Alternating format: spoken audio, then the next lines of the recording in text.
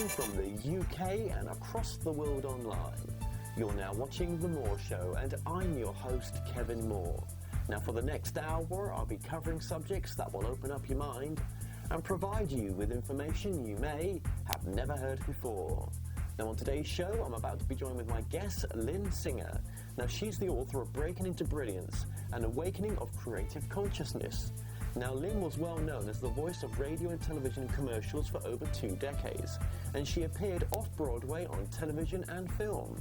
Now, she holds a degree in English literature from San Francisco State University, and she joins me today to discuss her work and more. Lynn Singer, welcome to the show. Thank you so much, Kevin. I'm so happy to be here. It's lovely to have you on, Lynn. It really is. Now, this interview is going to be based on your book, Breaking into Brilliance. Now, let's just talk about the book before we get into your background as well. Now, this book, it's been a process of 9 years in the writing. Is that right? Yes, a 9-year baby. It's been a long time. It came out of a dream from my best friend in Israel. She called me. She left a message on my phone. I dreamt you published a book. It was a big book, and it had cartoons and art, and I really had to take her very seriously because she is a very special spirit and a seer. She has a big third eye, and her dreams have been prophetic in the past, and particularly with me. So I went to Israel to speak to her, and we're sitting by the Mediterranean, a wonderful place to be, and talking about what I might be writing a book about.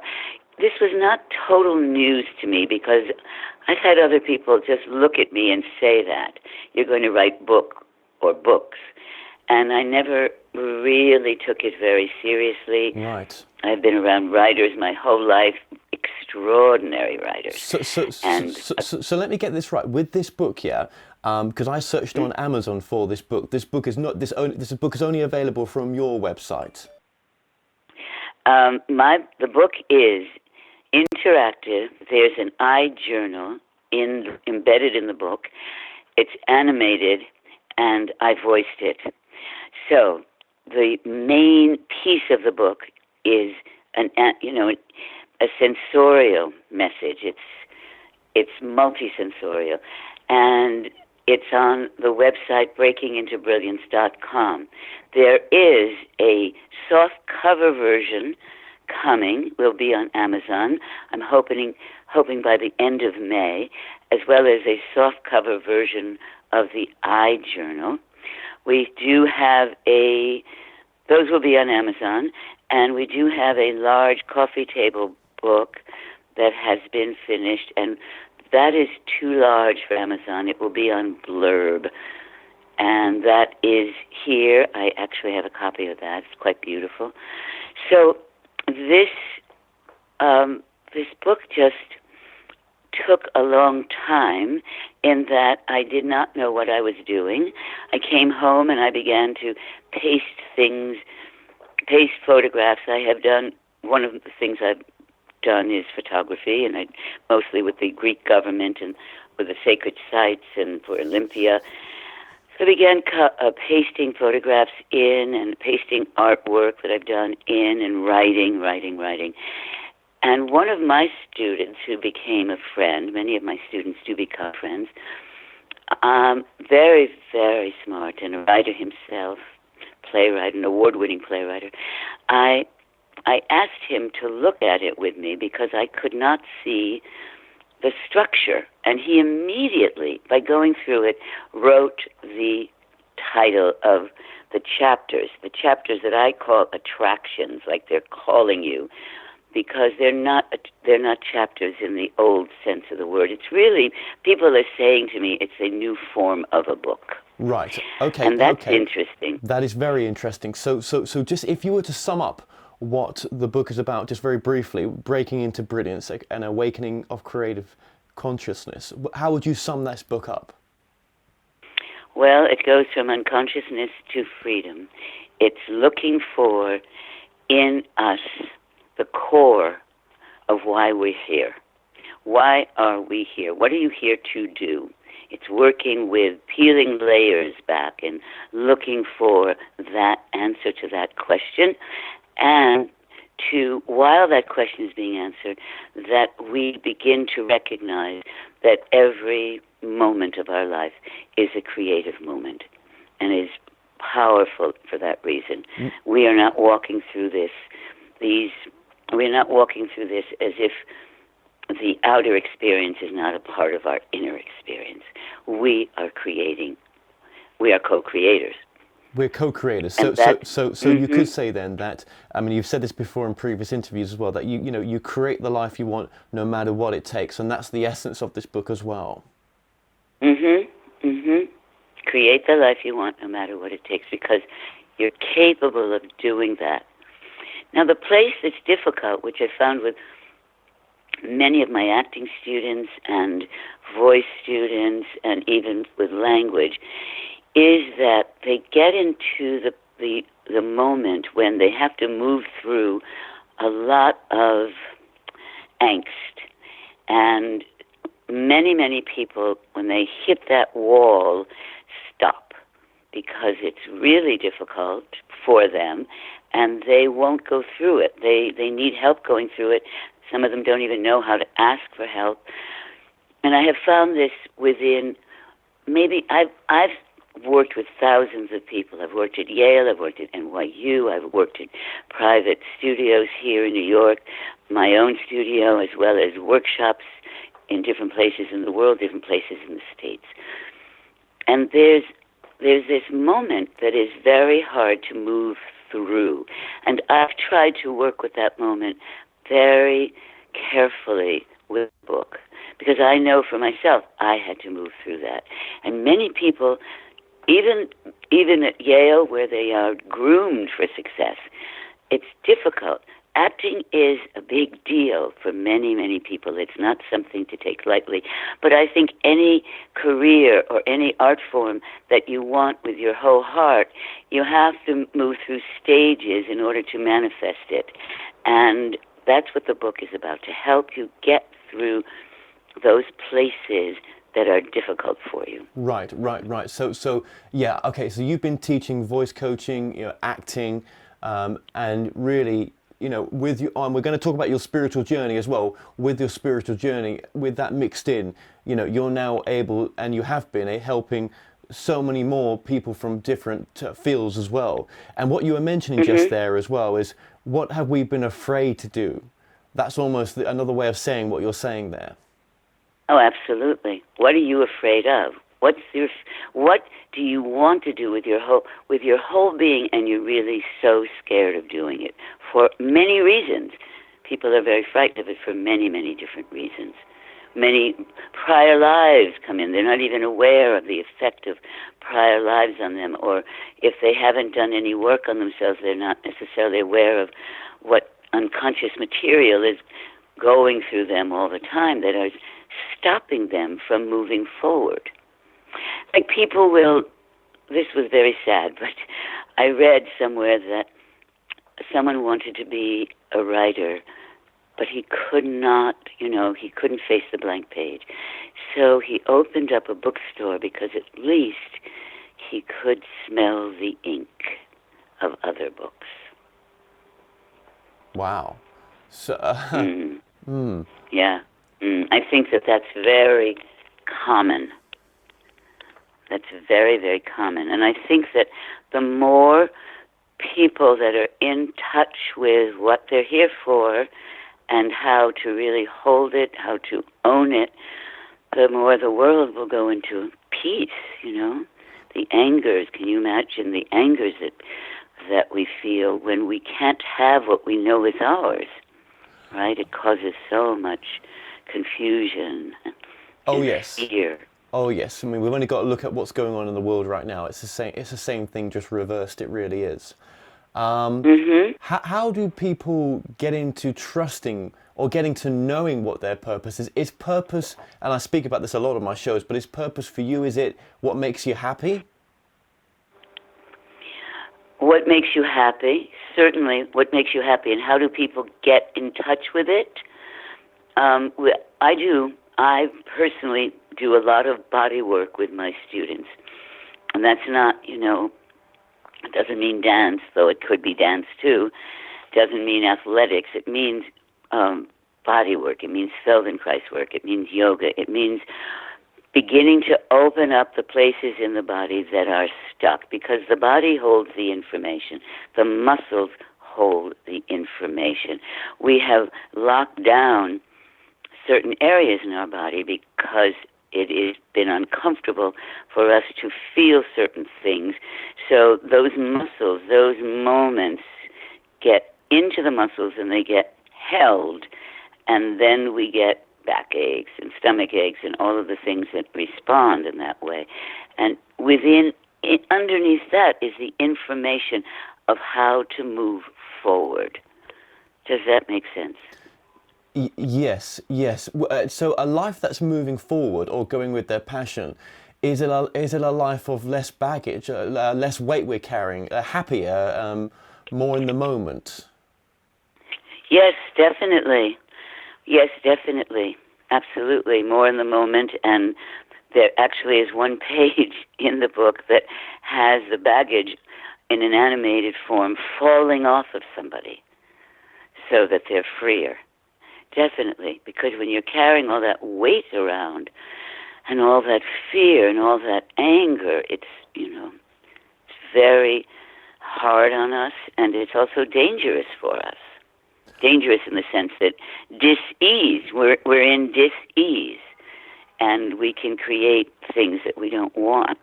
And I think this happens a lot. People, they get, again, backache and stomach aches and things. But also it makes people moody and unhappy. Yes. So they're walking through whatever they are doing. Yes. So, recently, a very, very talented person. I'm working with many very talented people. But this one person is helping to run a business, and he's very, very, very good at it. But he knew, and we began to uncover that a life of what he truly wanted, which was connected to leadership. So where he was at the moment, he was learning a deeper place of leadership to bring it to owning his own business around an art form, kind of a very new art form. And so sometimes we have to go through that. When I was first teaching, I was like, oh man, I want to just be on stage. I want to be doing voiceovers. I want to just be doing, but everyone was asking me when I would do shows or I would just be out in the world, well, you have this voice, and can you help me with my voice? And it was like falling off a log. I had been really teaching since I was very, very young, in all sorts of ways. So I began doing it, but I was struggling with it because it wasn't what I wanted at the moment. But slowly it began to get integrated into everything else I was doing. And I began to see how I could make it a part of the whole. And I was doing so many things myself. I had been acting, I had been designing, I was doing voiceovers, now I'm doing photography. And I thought, what is the matter with me that I'm doing all of these things? Why can't I just sit with one thing? But when the book came in, all of that went into the book. And I realized that that's what I was supposed to be doing. That was a road that was leading me to this book. So that happens too. Hi guys, my name's Kevin Moore and I'm the host of The Moore Show. Now it's my purpose, my passion, my mission to help you guys become your greatest version. Now you might be looking to find answers on love, connecting with your life's purpose, reuniting with a loved one on the other side, discovering your past lives, or just helping you make sense in finding your direction. Now, as a multi-dimensional channel, I can connect with higher aspects of yourself to help you in this present moment to become your best version and live your most empowered life. Now, you can book myself for a reading by going to tmspsychics.com/Kevin, or you can get a reading from one of my many gifted team of readers. The More Show Psychics, helping you transform your present moment to the most loving and happiest it can be. Now, I also offer a full money back guarantee, so what have you got to lose? Empower your life today. The More Show connects personal development, metaphysics and consciousness tools for transformation, empowerment and awakening. Please support this independent show so Kevin can continue to bring you the most inspiring and alternative interviews and videos. Go to www.themoreshow.com/donate. You can also support The More Show through Patreon by going to www.patreon.com/themoreshow. Or you can make a quick and easy donation from PayPal using paypal@themoreshow.com. That's really, really, really interesting what you've just said there. Let's just sort of take this apart a bit, okay? Because this is the same for everyone in some respects. So basically, you were doing things that maybe you were thinking, well, what, is this really what I want to do? Is this, am I happy doing? Well, it's why am I doing so many things? It was like I want. Yeah. Okay, but let's. But what you said there as well with your story was you explained that actually it all led to that one pinnacle thing, which is what you're doing on this show now, which is the book. Everything you've done has led to this book. So some people who may be doing something that they may not be totally enjoying right now, actually it's life's way of pushing you in the direction that you're destined to go in for something in the future that you can't see. See, our soul can see the bigger picture. Consciously, we can only see a pinprick. Yeah. Sometimes don't we have to trust that greater part of ourself, our higher self, our soul, the true essence of who we are, that it's guiding us on this journey to where we ultimately will find, we ultimately want to be. But yes, but most people don't have that connection to that trust of their soul. No, and that's what you're teaching in your book, absolutely, and with your work, and that's very, very that's a great point. We don't trust it, do we? But even those who do trust it, right, can still get very impatient and angry at where they are right now. Absolutely. And now, because we're in this evolutionary leap, moving to the fourth and fifth dimension, I think it's a little bit easier. It's really difficult because we're changing and it gets very chaotic, but I think there's like the energy between the worlds is very slippery, Like I'm seeing shadows of my old cats and things like that, and I think many people might be feeling the same way. So, but it's a way of it's an awakening, so I think people are more in touch, even unconsciously, that something very powerful and very new is happening. Well, that's very beautiful the way you're putting that, because you're quite elegant in the way that you kind of put it together, in the sense that you're very practical. It sounds like you're very much here now and logical, but you've got this great wealth and depth of spirituality, as though you're some sort of spiritual coach in a way, bringing that side into this practical logical space as well, which really I can see helping people so much, and is a new paradigm of doing it. It's the paradigm that is coming in now, I think. I don't meet many people who bring such logic and spirituality into the same teachings, which is quite cool, actually, to hear, see you doing that. But as you said before, you've had multiple purposes. We're going to get into your past as well, just quickly. You've had multiple purposes, but you would say they've all led to where you are now. So when we can't find our purpose, and there's so many things that we want to do, would you say explore those things and see which one resonates with you, and that there is no such thing as doing the wrong thing? Definitely. All the wrong things lead you to the right things. And I think we're in a dichotomy.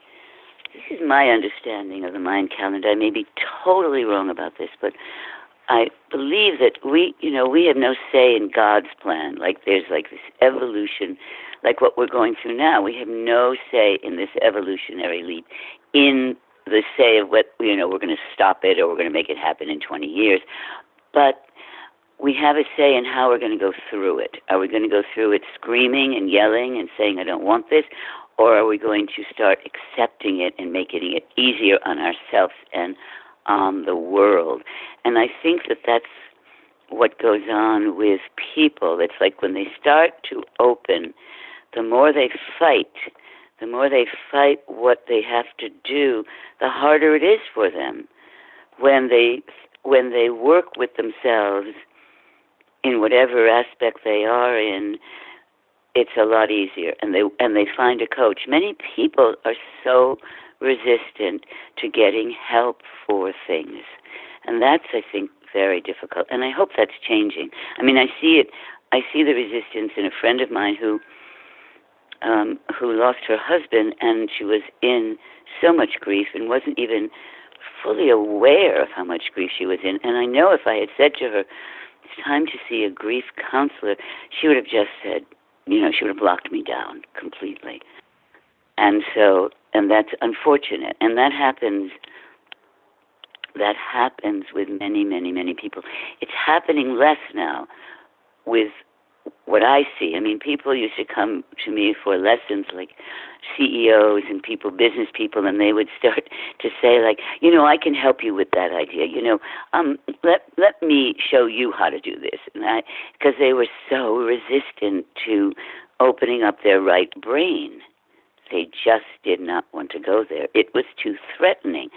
But now I'm seeing that even in businesses, even in very hardcore, really macho male-dominated business, the men are changing. It's really interesting. Well let me ask you this. Everything you're saying is so interesting, and I know we've got such little time, and I really appreciate you coming on, right? This is a powerful interview, this is, right? But I love doing it, so thank you. Well, thank you. So what you were just saying there about the people that come see you now, it's interesting what you just said there, because what you're kind of saying is if they were just open to allowing that there is a bigger reason for things, allowing that bigger part of them to come through that always knows, that inner voice, their lives may be quite different, as I suppose that's what comes through in what your classes are all about, that inner voice coming through, that inner knowing. And again, I want to just go back to what we were saying, that if we just trusted that I know it's all about creating our own reality, your work is, right? And that's we create the life no matter what, but sometimes we still have to, trust, or we still have to go with what comes to us sometimes from the universe or into our life. We have to learn. We have to learn how. I think I grew up, when I realized this, I grew up with a lot of suppression, and reality was two-dimensional. Like everything is happening out there, and it's happening to me. And if you have a particular talent, you're doing that, and you're, whatever that might be, just selling clothes downtown. But if you begin to recognize that, and how do we do this? How do we move into, when I was 26 years old, I had a psychotic incident that in 20 seconds changed my life. Right. And I saw the other side.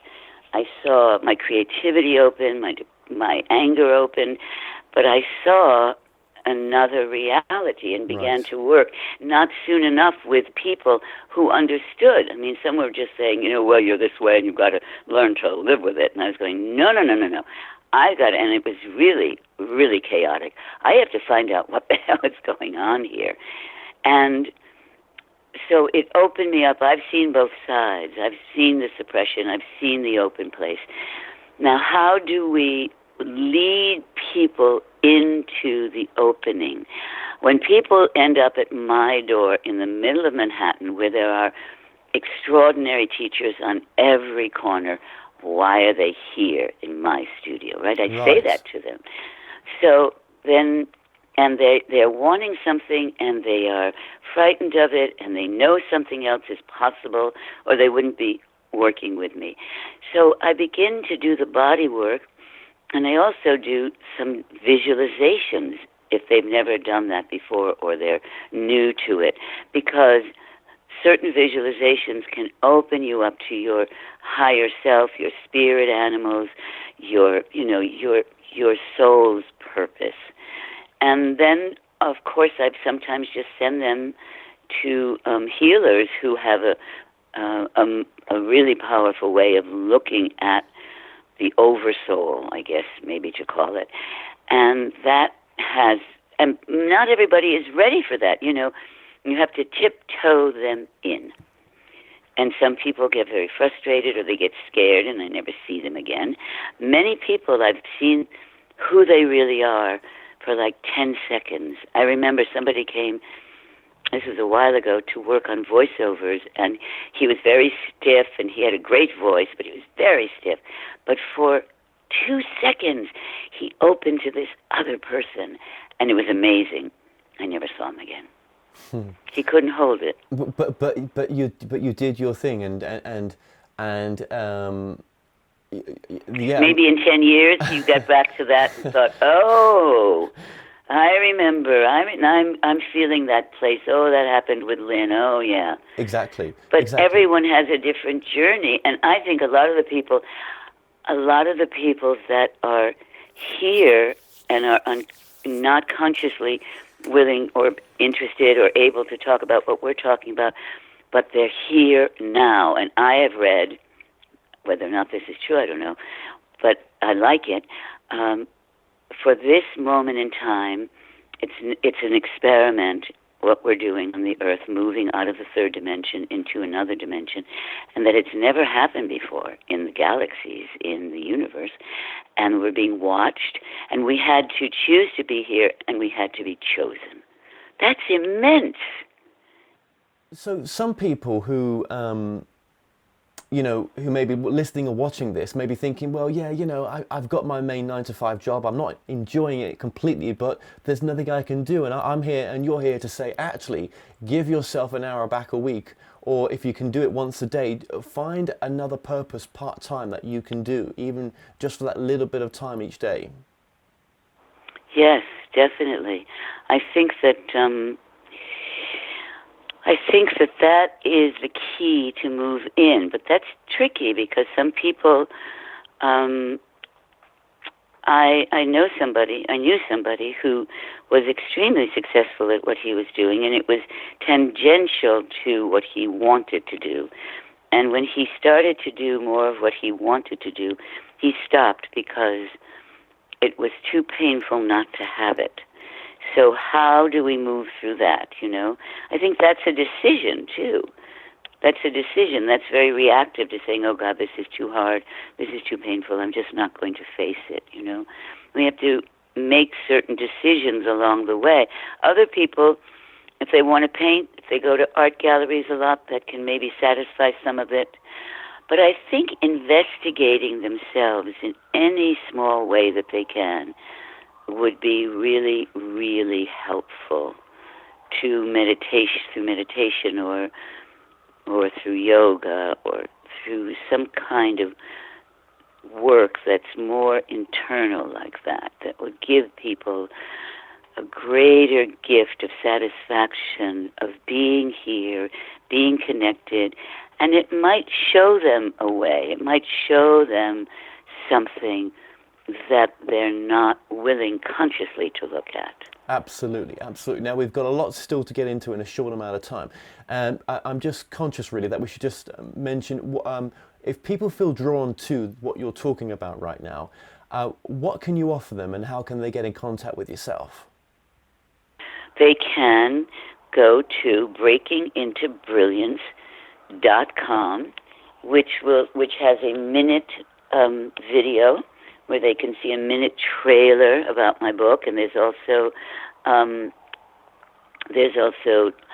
different information about the products, and there is a beautiful little section where the animation from the beginning of each one of the attractions, each one of the chapters is there, and it's very childlike.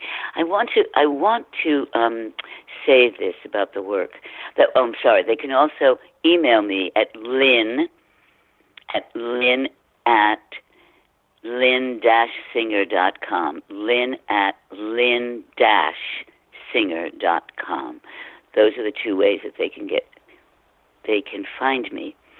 And Breaking into Brilliance, that page can lead them back to another part of my website, which has information about me and background and artwork and podcasts. They give me if I get their email, it opens up my interviews with people and blogs and that sort of thing. So the book itself, though I'm asking questions that are, powerful, it's very childlike. I didn't know this. I think anybody or most people will tell you that they're channeling when they're writing or when they're doing artwork or singing. I think most people feel that way on some level. And this book kind of came through me. I mean, I remember I was very nervous one night about trying to write, and I finally just heard, put your fingers on the keyboard, But there's a childlike feeling about the book, and it's very beautiful. And I've been told this, I did not know this, but that interactivity and voicing and animation is in a lot of children's books. And I've brought that form into the adult world. I wanted people to be able to bring in their own videos and films and anything. In the journal where you can write 6,000 words, there is a visual of mine. You can take that out and put your own in, and there you can bring in links. But I wanted like really big links, but I was told that it would take a year to open the book, so I had to let go of that. But there's a lot of investigation and a lot of playfulness that is a part of looking at yourself, because that's really what it's about, looking at who you are, at what isn't working for you, without judgment. That's the big deal, that people judge themselves and judge everything so harshly. We've been brought up to do that, We've been in this puritanical world of, like, you're not doing it right and do it better, and, like cracking the whip on ourselves. And it's been so difficult for everybody. But if we begin to look at whatever is keeping us back with a lot of feeling for ourselves, a lot of love for ourselves, we will have a much easier time to move through it. Say, oh, I made a mistake. I think maybe like doing it that way. Of course, there are no mistakes. It brought you to a certain place. But, oh, look at what I did. I was very hard on myself at that moment. And if I could just look at from another perspective, see why I was so hard, and maybe now look at it differently, that, of course, will change everything. I was talking to somebody recently about business, and they were talking about how their business was developed through cooperation within teamwork. But outside of that teamwork, they're still highly competitive. It's like we're cooperating with this team, but when we go outside, we're still trying to kill the other guy. And that's what I think is beginning to change. My name is Courtney Amundsen, and I offer private channeled readings to help you to connect with your soul and your divine purpose. You see, it's so beautiful because what I'm offering is to help you to step into your empowerment and your inner teacher, your inner divinity. And this is such a beautiful experience because it's coming home to your true self. It's unveiling what already is you. And in this place, you can live in guidance, you can live in freedom, you can live in your authenticity. So if this calls to you, you can book a reading with me at morechoice.com/Courtney. So thank you so much, and I hope that you join me soon.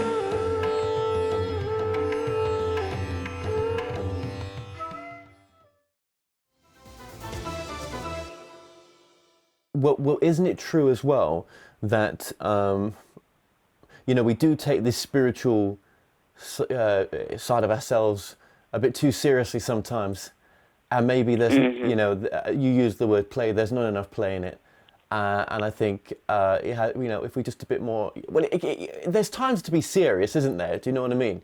But, really, I mean, is, where we end up going to once we've left this incarnation, or where we came from before we came here, was it that serious? Probably not. But, right. Yeah, we Right. forget that. I've had spirit people say that to me, like when certain, looking at certain lives, and then, like just saying, well, just turn this around and just see it as a playground. And I was like, when I first heard that, I was like, are you kidding me? I've killed all those people and all these other things are raging. What do you mean just see it as a playground? I said, just see it as a playground. And that was an amazing idea. Like, it's something you have to learn, something you are learning. You chose it. Even your wonderful lives where you were queens and known for this or got a lot of money or whatever it was, it's a playground. Yeah. Thank you. Yeah. Yeah. How are you? You seem quite balanced, right? Which is always a good thing. No. Okay. I work very hard at keeping a balance. I work very hard because I have a very high emotional life, very high, and it can get out of hand. It's a gift, but it can get out of hand, and I have to be working with myself all the time. So, and that's part of what I tell everybody, When we go under, and we just have to really, but what I'm much better at, and this is the work, is that I can recognize very deeply when I'm starting to go off tilt. And I go, okay. We're so used to going into those places that are difficult, and they become like, it's like someone once said, people are holding their anger or their depression or their misery to them like a teddy bear. They're so used to it. As a child, you get used to these things. When as a child you're not being taken care of the way you want, your protection is to hold on to how you're feeling. So it takes a while, and it's a very important thing to begin to say, oh, I know that place, and I'm not going down that road. And that's a lot of consciousness that needs to get built. Does that make sense? It does. I mean, even though I do this show and I get to speak to wonderful people like you all the time, right? I still have my ups and downs, loads. I still get stressed out. I'm still trying to fight my way into getting to know myself. There's days when I'll say to me, even now, I was just thinking, this is a crazy life, isn't it? Right, sat here in front of a camera with yourself on the phone, and I'm like, this is, if I judged it to someone else's life, it would, it's not the norm. I'm not living the norm. Right. And sometimes we even myself, I'll be like, well, what the hell am I doing? This isn't, shouldn't I be, something a bit more in tune with what other people are doing, 9-to-5 jobs and all that kind of thing. I'm thinking, but then there's another part of me that thinks, oh my God, you're so lucky. You're so lucky. Exactly. Oh my God, some mornings I wake up and going, oh my God, what have I done? What is this book doing to me? What is this book doing to me? I mean, the old life is gone, the new life is just this has just been published. It's just in November 11/11, so it's just a few months in going, so where is everyone? Oh my God. So it's a whole new journey. Yes. And yes, some mornings I'm going, okay, the book is over. I can't deal with this. Beam me up, Scotty. I really have had it. And we all feel that, and then we have to work our way out of it. And what I have noticed recently is that I'm working so much that sometimes I don't give myself enough of replenishing the well. So I have an artist card to MoMA, to the Museum of Modern Art here in New York, and I have made a commitment that I go there at least once a week because it's free for me, I paid for this card and now it's free. And so we all have ways like that. We all have ways to bring us back, and it's like when people have, something serious happens to them, and doctors or healers say, well, you need to be exercising 3 times a week, and they go, I don't have the time for that. I have a family, blah, blah, blah. And it's like this, you find the time to replenish the well and take care of your body. Right. You So just find it. this is an important point here, that we have to give back to ourselves in some way. Absolutely. Whatever that is. What it may be to some people, you're doing more work doing something else, but that may be the thing that you bloody really enjoy, whatever Right. it is, but you're giving back to yourself. Yeah, that's... Yeah. You know, that's such a hard concept for so many people because It's of self-love. It's self-love. Yes, yes, and this is not what we've been brought up with. You know, our Western culture is not brought up for self-love. No. It happens because we are brought up with parents who have some consciousness. That is extraordinary, but most of us were not brought up under those conditions. And it's what we're learning now. No, you say something And very... that's, Yeah, go ahead, sorry, go ahead. that's a part of looking at what you're really here for. Because when you know what you're really here for, you start to connect to at least some self-respect that you might not have had, which can lead you to self-love, you know? And sometimes... I think a lot of people don't respect themselves. You know? No, it's true. And sometimes you can be doing things that are so far afield that you think, well, your logical side gets in there and tries to destroy it sometimes as well. And yeah, you just got to go with what your love is and what you're passionate for. But you do say something interesting as well. Go ahead. We're moving into the time of the divine feminine. We can feel it, right? Yeah. We can feel how like one of the pipelines that was stopped in this country, it was on the indigenous lands. It was mostly done by the women. The women just were ravenous that the water is life and the water is going to be polluted and this just cannot happen. And I remember Daniel Pink's book. I'm advertising Daniel Pink a lot now. He wrote a book, and this is not the exact title, but it's something like, if you don't move into the right brain, you're going to die. That we're moving out of the heavy, negative, left brain energy. Male, that heavy, male, macho, you know, the world is there for me to take from it, rather than the world is here for me to be with it. You know, I'm a part of the earth. I'm not here to ravage the earth and get whatever I can from the earth. And we're moving out of that kind of energy into this divine right brain energy of creativity. So it's a part of what's going on now. And some people are struggling with that immensely because they've been in this very two-dimensional way of thinking about the world and themselves. But not everyone can wake up, though.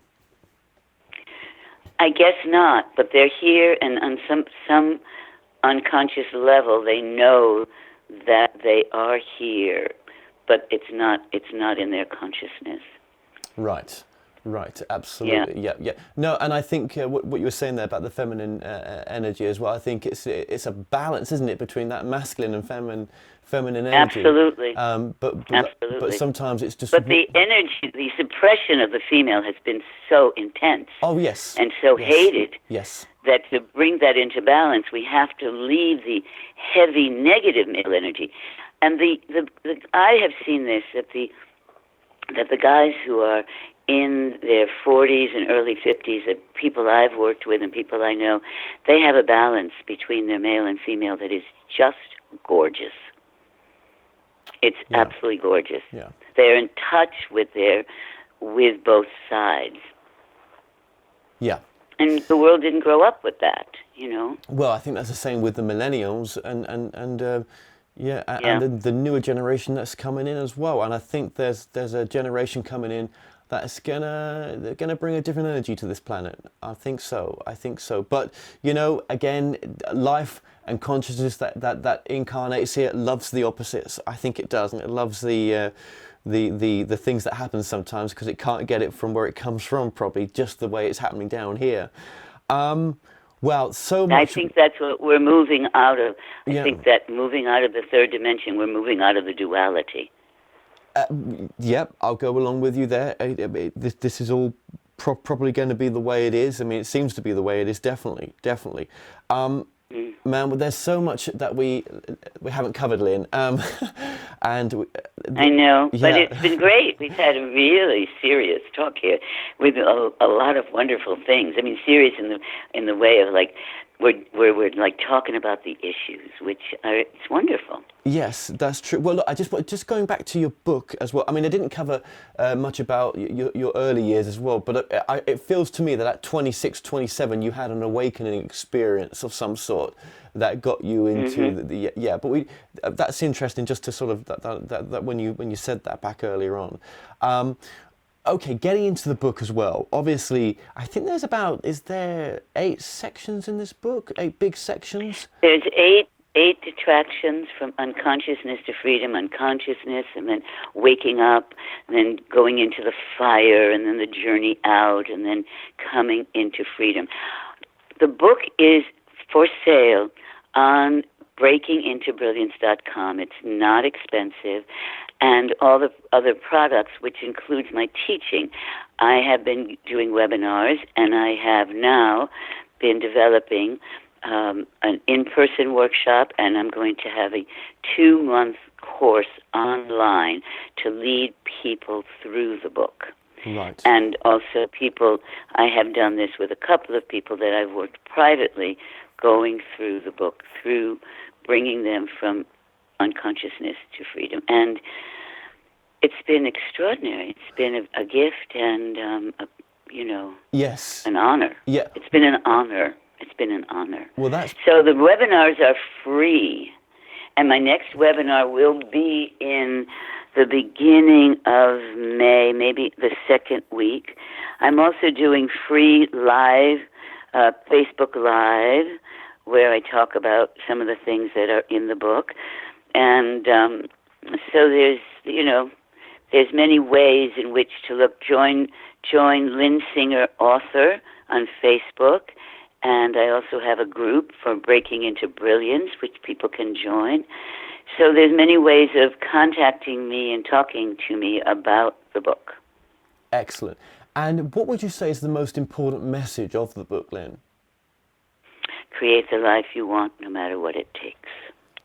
Beautiful, beautiful, beautiful. Well, look, Lynn, it's been a pleasure to have you on. If I'm in New York at some point, which I will be, I'll definitely do an in-person interview. I just want to say... That's great. Yeah, I would love that. I'll just say, Lynn, thank you so much for joining us today. Thank you so much. It's been my pleasure. Thank you. Well, we've come to an end on today's show. Don't forget that you can listen and watch all our past interviews on the More Show's official YouTube channel. Remember to subscribe to our YouTube channel for new daily shows. You may also find out more on our past and upcoming guests by going to themoreshow.com, and do like us on Facebook and Twitter for the latest updates. So until next time, be safe.